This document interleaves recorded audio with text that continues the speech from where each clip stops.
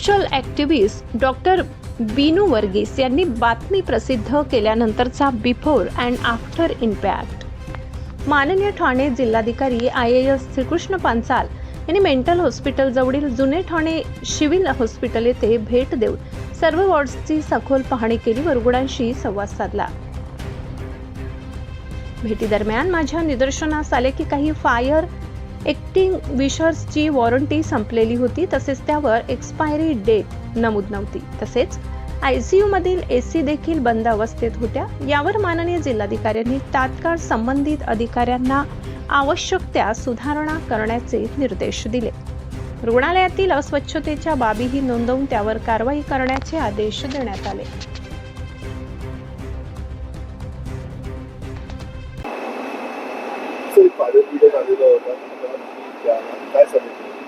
काल एक पत्रकार बांधवांनी एक व्हिडिओ शेअर केला होता, ज्यामध्ये एका पेशंटला अटेंड करण्यात येत नव्हता आणि त्याच्या बाजूला स्वच्छतेचा अभाव होता.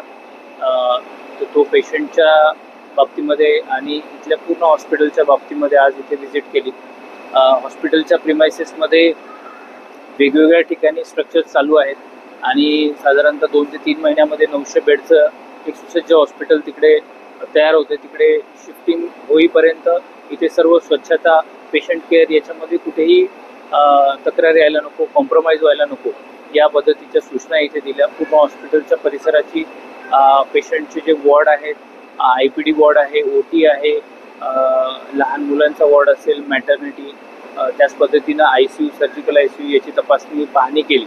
आणि कोविडच्या काळामध्ये गव्हर्नमेंट ऑफ इंडिया आणि स्टेट गव्हर्नमेंटच्या फंडमधून एक अतिशय सुसज्ज 100 बेडपेक्षा जास्त एक स्ट्रक्चर इथं उभारलेलं आहे आणि ते वापरामध्ये आणण्यासाठी मी सांगितलेलं आहे. कॅज्युअल्टी आणि मेल फिमेल वॉर्डचे जे सध्या काल जिथे तक्रार होती त्या पेशंट, तेही टेम्पररी स्ट्रक्चरमध्ये एक शेड तयार करून ते ठेवले होते.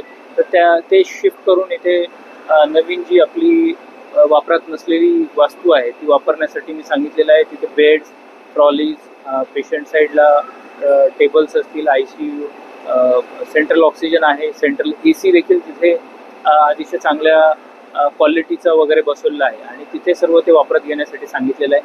पुढच्या 15 दिवसासाठी सिव्हिल सर्जन यांना मी रोज स्वच्छतेचे फोटो मला रोज शेअर करायला सांगितलेलं आहे.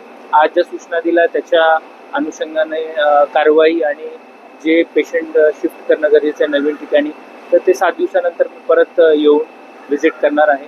त्याच पद्धतीनं काही वापरात नसलेलं आणि जुनं सामान बरंचसं पडून आहे, त्याची निर्लेखनाच्या सूचना दिलेल्या आहेत. 7 दिवसापर्यंत या सगळ्या कंप्लायन्सेस, या सगळ्या सूचनांचं पालन करण्यासाठी सांगितलेलं आहे आणि 7 दिवसानंतर परत इथे भेट देणार आहे.